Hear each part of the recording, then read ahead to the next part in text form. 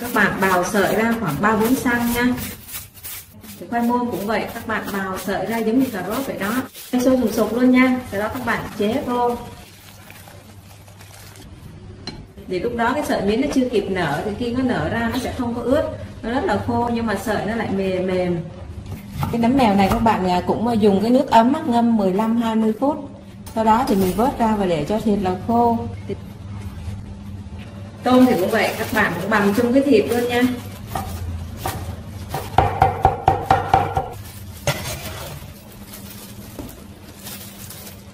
$50 hành tím, các bạn sắc nhuyễn ra. 20 g tỏi, 30 g hành lá,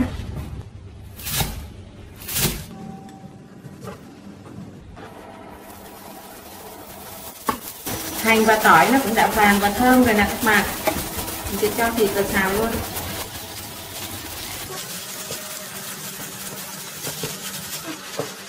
Đảo cho nó săn thịt lại rồi thì lúc này mình sẽ nêm vào đây một muỗng canh hạt nêm nha các bạn.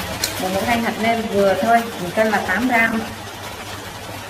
Và một muỗng canh dầu hào 20 g. Và cuối cùng thì mình sẽ cho hết cái 30 g hành lá vào đây. Sau khi cho hành lá vào rồi thì tắt bếp luôn ha các bạn ha. Và mình nêm thêm vào đây 6 g tiêu, 1/2 muỗng canh. Tôm và thịt mình xào bây giờ nó đã nguội hẳn rồi, các bạn cho vào đây để chúng ta trộn lên. Khoai môn mình bào nó ra sợi mỏng mỏng như thế này, bây giờ để gió vô nó cũng ráo này nè các bạn. Cà rốt cũng vậy. Và cả nấm mèo nữa chúng ta cho hết vào đây ha. Thế đến là miến tàu ha các bạn. Và mình cho thêm vào đây 2 cái tròng đỏ trứng gà. 2 muỗng canh ăn cơm mình múc đầy như thế này nè các bạn. Khoảng 40 g.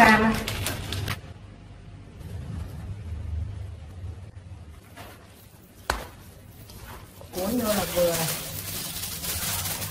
Rồi trộn rồi xong rồi thì bây giờ chúng ta có thể đem đi cuốn được rồi ha. Một muỗng canh này các bạn ha, một muỗng canh bột.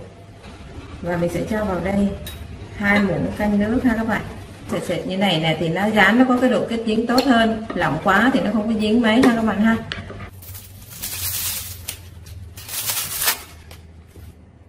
Một muỗng canh nhân như thế này là vừa, nằm vào tầm khoảng 28-30 g các bạn. Thì sẽ cuốn vào với cái bánh này là vừa. Cái này mang bao tay làm thì nó hơi khó làm một chút, thì các bạn rửa sạch tay đi để chúng ta cuốn cho nó dễ nha. Không nên cuốn chặt tay quá, các bạn để vừa thôi, cũng không nên lỏng quá. Nó vừa thì khi mình chiên nó có cái độ phồng xốp, ăn nó giòn và cái bánh nó không có bị bể ra. Đó, bây giờ thì chúng ta thấm một miếng bột vào đây và mình dán cái mép lại.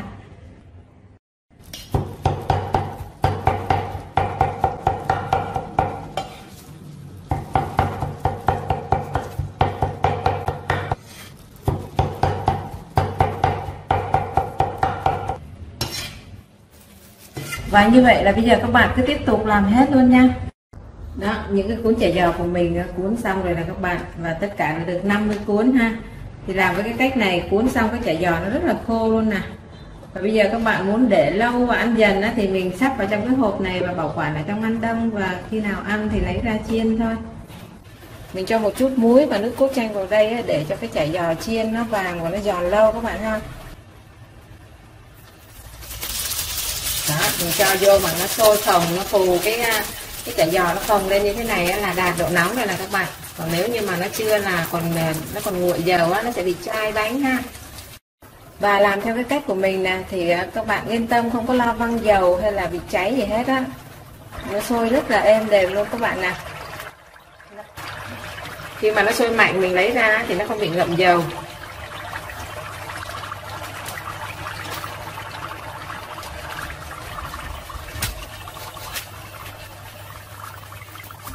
Vớt ra thì các bạn chuẩn bị một cái giấy thấm dầu đi nha. Thấm hết cái dầu đi thì chả giò nó giòn. 1,5 muỗng canh đường 18 g. 2 muỗng canh nước 24 g.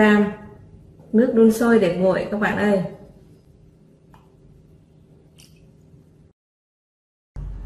Một muỗng canh nước mắm ngon các bạn, 62 độ đạm ha. Một muỗng canh nước cốt chanh. Thì cái cách pha là như thế, đường và nước khuấy tan đường, sau đó các bạn cho nước mắm vào rồi hãng cho nước cốt chanh nha. Cuối cùng thì các bạn sẽ cho tỏi và ớt vô. Thì lúc này tỏi và ớt nó sẽ nổi lên trên mặt, không có bị chìm. Vị chua chua ngọt ngọt nhẹ nhàng. Vậy là vừa xong mình đã chia sẻ với các bạn cái công thức cũng như là cách làm chả giò chiên vàng giòn và giòn lâu để ăn Tết vui với gia đình. Thì mình cũng chúc cho các bạn làm thật ngon cái món chả giò này nha. Chả giò này thì mình sẽ ăn với cái nước mắm mà mình vừa mới chia sẻ với các bạn đó.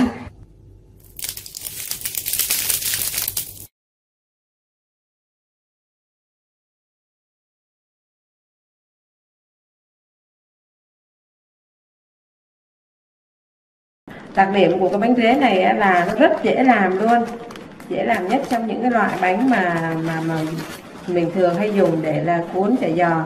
Tép này khi mà mua về mà nếu mà chưa có làm liền được thì các bạn làm như thế này để bảo quản này. Có nghĩa là rửa sạch đi, rồi sau đó cho vào trong một cái tô nước và các bạn để vào trong ngăn đông á, nó sẽ bảo quản được cái con tép nó tươi y như ban đầu các bạn mới mua về vậy. Gồm có 50g hành lá này các bạn, lấy cả lá cả gốc luôn, các bạn cắt nhỏ ra. 100g hành tím. Hành tím thì các bạn cắt nhỏ như thế này, không cần là quá nhuyễn.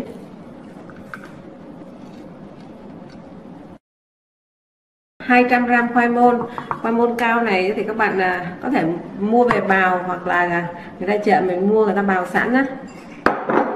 Cái này người ta bào sẵn rồi, từ cắt khúc ngắn ngắn ra ha.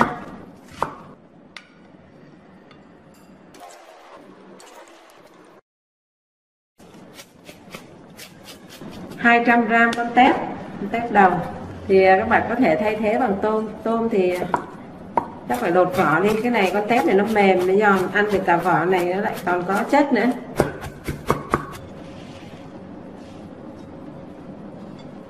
Bốn 400g thịt nạc bằm hoặc là xay nhuyễn, 200g tép, 100g hạt đậu xanh không vỏ,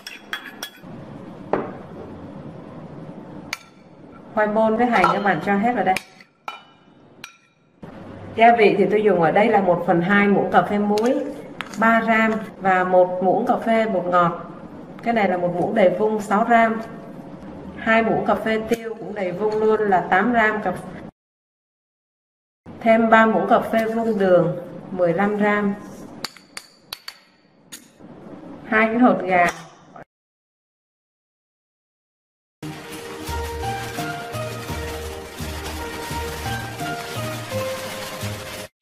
thì cái hỗn hợp mà nhân này nè, nếu mà nó ướt thì các bạn dùng bột để cho vào đây. Tức là nó có hai loại là chiên giòn khô và chiên giòn nước, thì cái này nó là chiên giòn nước nha các bạn. Nếu mà nó ướt nhiều thì các bạn cho nhiều, còn nếu mà nó không có ướt thì mình khỏi cho. Và các bạn trộn lên thì nó sẽ có cái độ dẻo quến, mình dễ gói hơn. Rồi gấp hai cái này lại và các bạn cuốn bình thường ha.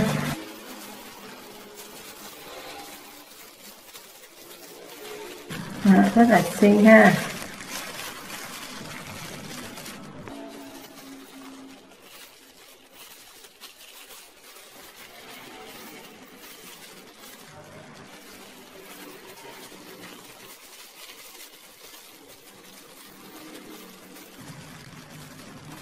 Với cái lượng nhân vừa xong thì tôi cuốn được 50 cái bánh rế như thế này. Bây giờ chúng ta sẽ đem vào chiên luôn.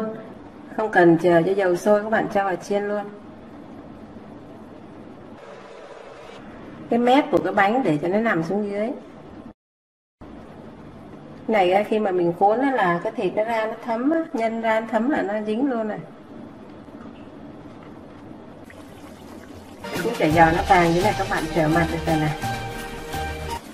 Có một vài lưu ý là khi cuốn là các bạn cuốn vừa tay thôi, không có cuốn chặt quá, lỏng ra thì cái tay chiên nó không có bị nứt cái bánh chả giò ra. Lưu ý là các bạn là cứ gắp ra khi nào hết rồi mới tắt bếp ha, thì nó mới không có bị cái dầu nó thấm vào trong cái bánh, cái cuốn chả giò. Thưa các bạn, những cái cuốn chả giò mình vừa mới chiên xong đã để nó ráo dầu rồi nè, thơm quá trời luôn á. Và chả giò làm theo cái cách này á, thì ăn nó phải nói là ngon tuyệt vời luôn. Vậy là cái món chả giò rế mà mình chia sẻ đến các bạn đã xong rồi. Mình cảm ơn các bạn đã theo dõi nha. Cuốn chả giò mà mình cuốn bằng bánh tráng gạo nè cũng đã xong rồi. Ở đây tôi chuẩn bị là 600g thịt, tôi dùng 1/2 muỗng cà phê muối,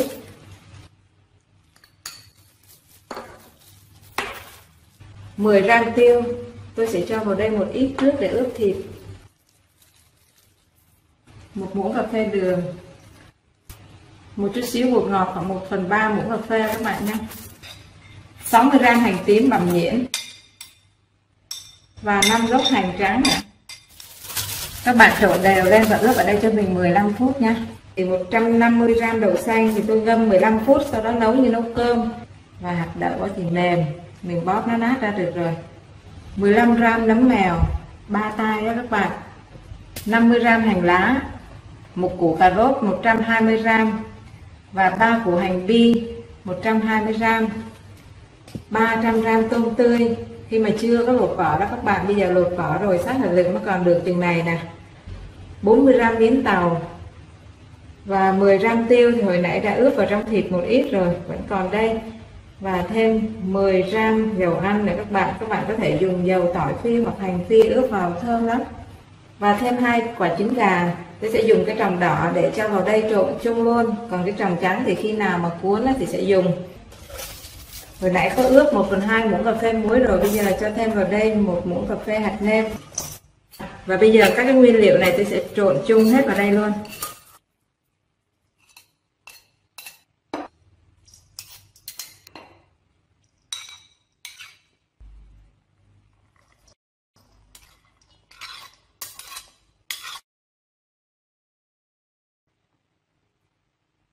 Mười gram hạt tiêu hồi nãy ướp một ít rồi, bây giờ tôi sẽ cho hết cái phần này vào đây.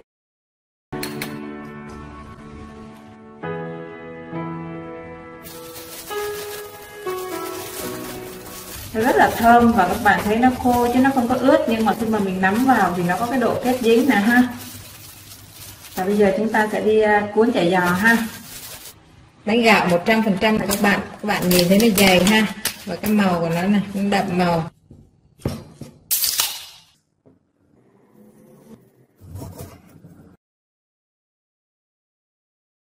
Thì với 1/3 cái chén nước này, nước Coca-Cola mình dùng như vậy là 1 muỗng canh cái nước cốt chanh ha. Các bạn đừng có thoa nhiều quá ha, nhiều quá cái bánh nó ướt là mình khó cuốn, với lại nước nó nhiều thì cái bánh nó sẽ không còn cái độ giòn ha.